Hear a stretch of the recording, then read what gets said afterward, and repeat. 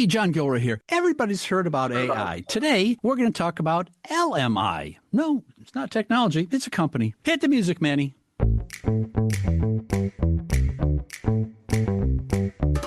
Welcome to the Federal Tech Podcast, a podcast that connects you to federal technology leaders. My name is John Gilroy, and I'll be your moderator. Our guest in the virtual studio today is Bettina Koleda. She is Federal Civilian Vice President at the aforementioned company, LMI. Now, Bettina, most of my listeners have heard about LMI, but they maybe have it associated with something different. So give us a 40,000-foot view of LMI, and then we'll talk about AI and LMI. Sure. Well, it's great to be here talking with you today. I'm really excited about this conversation. So LMI's been around for more than 60 years. But it's not your father's LMI anymore. It's a brand new company that's gone through several transitions over the last 6 decades. We started out as a think tank, not-for-profit, established by the Kennedy administration, actually, to solve really complex logistics problems. Over the years, we've evolved into a management consulting company, and over the last 5 or 10 years, we've been really focused on products and technology offerings, including some AI solutions. We work across the entire federal government. So we started out in defense, but since then we've expanded to Homeland Security, Intel, and then the area that I oversee, which is the civilian space with GSA, Department of State, Postal Service, what I consider to be some of the most inspiring mission spaces in government. And I think what's obvious is we've seen in the last couple of years, people jumping in headfirst into AI, and bad things happen to good people. and I think LMI, it's pretty well known. I mean, I think you've known most agencies. If you walk to an agency and walk in, hi, my name is Bettina. Let's sit down. Let's talk about some use cases and where this may or may not apply. I think you're going to get good credibility because, 60 years of success. So I think that's where you to start off. Sitting down with the customer and saying, okay, where do you think it might have an application? And then build from nothing to do with AI, build from a piece of paper and talking to a customer, huh? So I think the way that we like to start these conversations, and thank you for making the point that I think trust is a big part of this, right? We really understand the federal government, we understand their data, we understand the security implications. So we started out building out our AI solutions that take into consideration security and other regulations, because that's the first thing that a customer is going to ask you about. We really like to take a collaborative approach with the way that we test out AI solutions and prototypes and pilots with the government. So co-creating with those agencies and usually engaging in like a 30 or 45-day pilot where they get to try out the solution. And we get to look at specific business-oriented use cases, right? We don't approach it from what does the technology house need to do. We approach it from those functional users, the business that is in charge of getting those mission accomplishments. What do they need to do to make their job easier, faster, and more consistent? But all to say that it really starts with making sure that you're building AI that's more oriented towards the government because it's a different space, not so much what always works for commercial industry. Well, I get to use my famous quote by a guy named George Orwell, and he once said that not all pigs are created equal. And I think if we apply this to your world of the data, is that not all data is created equal. And so you may have a use case or a candidate for a use case, and you maybe have to take a look at that data to make sure that it's not biased, it's not poisoned, it's not problematic. And so I think you got to start with the data and move up from there. Is that where you start, or right after you get the analysis of the problems? Data is a great place to start. And that's really the way that we focused a lot of our solutions is via something we call collections in our Liger tool, which is our AI platform. Collections ensure that only the documents and the people that you want accessing those documents are having ability to query against that data set and are also using the correct data. A lot of times folks are focused on what type of large language model they're using, but what causes the hallucinations is really that data set that you're using to query against. So we try to attack the problem from there, making sure that only the documentation that you want is what's being pulled from to generate results. I think, it sounds really basic, but it's also a really good collaborative tool across teams, being able to leverage those collections and then workspaces to be able to leverage other people's queries and other people's data sets, all within the intranet of that particular agency. Good. It's kind of fascinating when you think about that. 3 or 4 years ago, if I said the word collaborate, I would think of maybe federal leaders in a room with the server down the hall and maybe looking at information. But today, collaborate means, Bettina could be in Richmond and John could be in Chicago and then a federal leader in Boston. And so once you start sharing sensitive information, that's when, like the dog, the ears goes, no, wait a minute here. There's collaborating, but there's collaborating with sensitive information. So was that one of the ideas behind, this whole LIGER program that you have there, is that maybe you could make, instead of a large language model, maybe a small language model that's more pertinent and more carefully controlled? So ours is actually flexible to use any LLM available. It's more the architecture of the application that limits the type of documentation that gets uploaded, or even through an API transfers from sites like SharePoint. So it's really narrowing down the documentation that's being used to run the LLM against. That's how we've solved that problem. I will say, though, to your point, there's a lot of concern about security, and there are a lot of things to be concerned about. However, I find that one of the biggest success factors for agencies to deploy AI and make everybody's life a little bit easier is having a good relationship and good, clear policies with their security office or their IT shop. A lot of times people think that they're going to be precluded from doing things, and they're not as inclined to experiment or to do free trials because they're concerned about the security aspects. I think staying close with that CIO organization and with security can help clear a lot of barriers, especially with that organization really understands the policies and they're looking to get the business to a place of yes when it comes to testing out new solutions. I listen to a lot of podcasts. I was listening to a podcast this morning called Feds at the Edge. And there's a guy from a company called Heavy AI. Wow, Heavy AI, man. And he said, we sometimes we'll look at a use case and decide that it doesn't have the volume that's required for our specific tool. And so he'll recommend another. That must be very difficult to do. I mean, you must be in a situation, you're talking to someone from an agency, and we want to do A, B, and C, and you're looking at it and going, it's just, you probably don't need a sledgehammer for this. You maybe need something smaller, wooden hammer. So this really takes experience and trust, because if you say your solution is for everybody, well, then you lose credibility, don't you? Absolutely. I think, first of all, I empathize with our federal partners because there's so many different AI solutions and platforms out there right now, and they're going through the tremendous effort of figuring out what works best for their space and their users. Certainly not every AI solution fits every use case. Ours does not, right? I'm just going to be transparent about that. There's great use cases for Liger, and there are other tools that are much better in other places. So I think it starts out with understanding that client's base, their data, their workflows, their challenges, and then making the best recommendation, but also building AI platforms and tools that are flexible. Because we not only on the LMI side have to consider what are some best of breed tools in the commercial market, but what are some tools that the government has built for themselves that are lacking certain capabilities that they want to leverage from Liger, and how do we integrate those two things together? There are people listening to this podcast, maybe at the gym, maybe they're walking their dog and they want to get more information. And we know the company LMI, but they have a specific website they can go to get more information. Why don't you share with us that? Is it LMI Solutions? LMIsolutions.com is our website, where we have tons of information about the different client success stories that we've had, our different tools, and then some of the innovation projects that we have going on that I think are truly fascinating. I went to YouTube this morning because I'm very sophisticated, and I typed in LMI, and I got a nice little 3-minute video on Liger, Liger. I said, wow, this sums it up.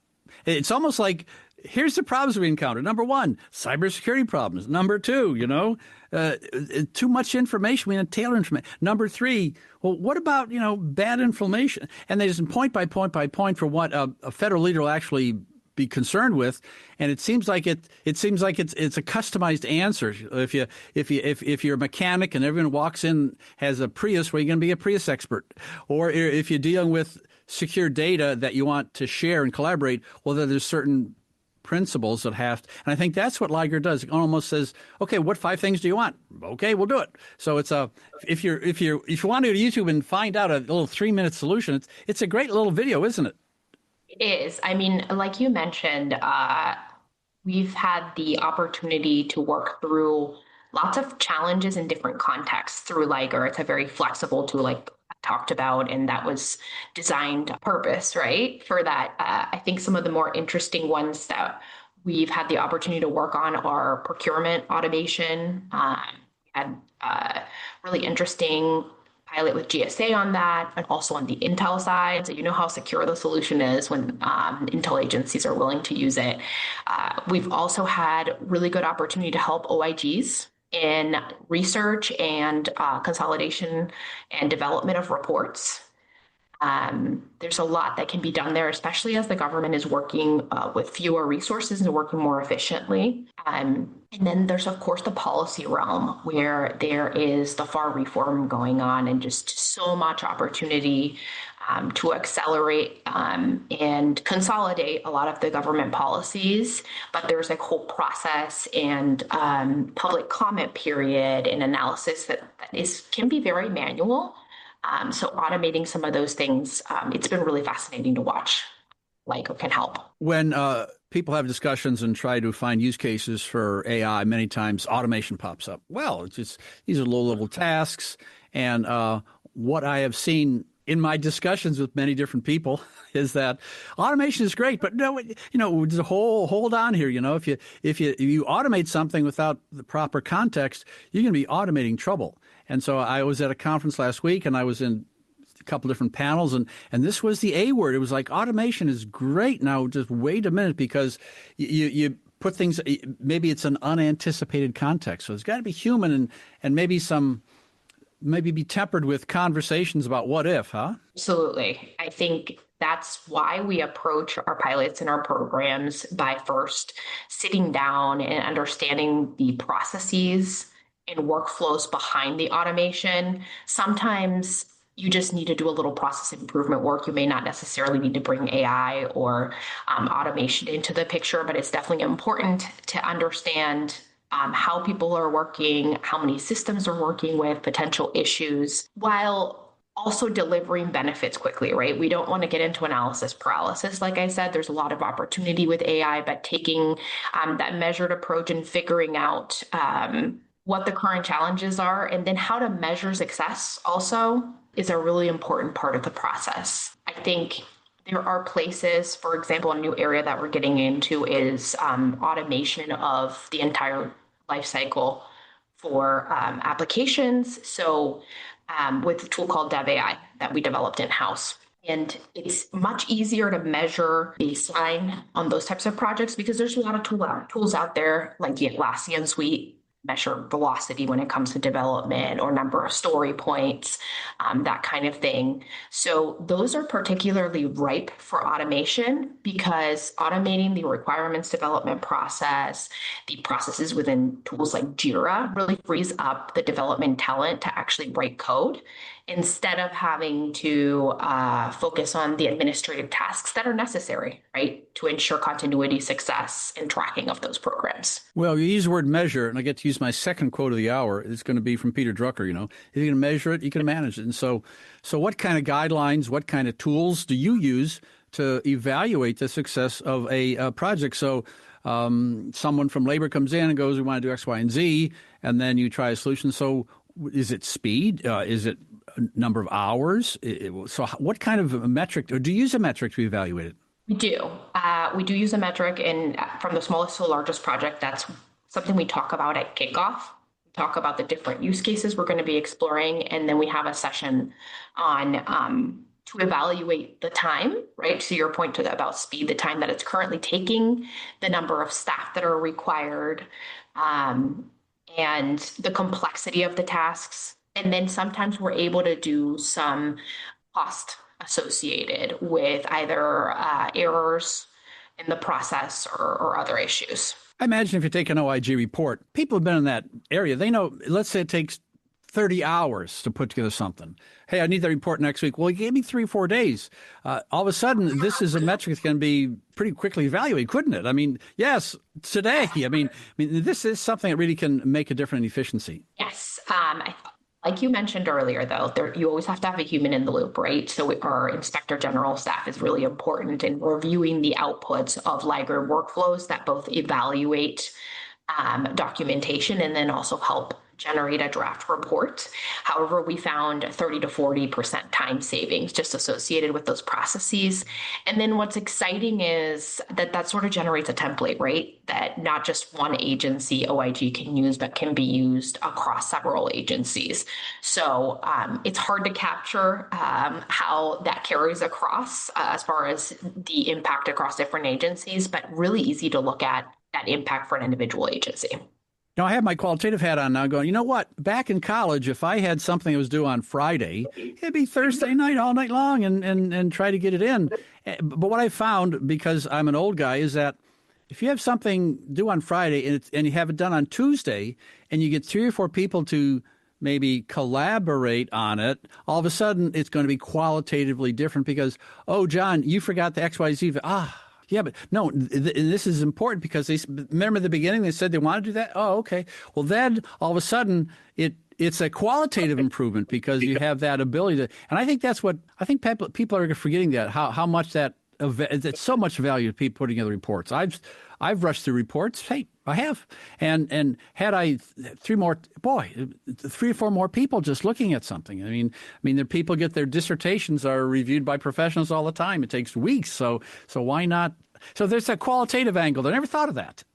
It's about the quality improvements and also the consistency, right? When we're talking about a tool like DevAI to help automate requirements development and tracking through the IT lifecycle, you're going to get better code. One of the biggest issues, I used to manage IT programs before this role. One of the biggest issues we have is not the code is written incorrectly. It's that the code doesn't really align with the user requirements.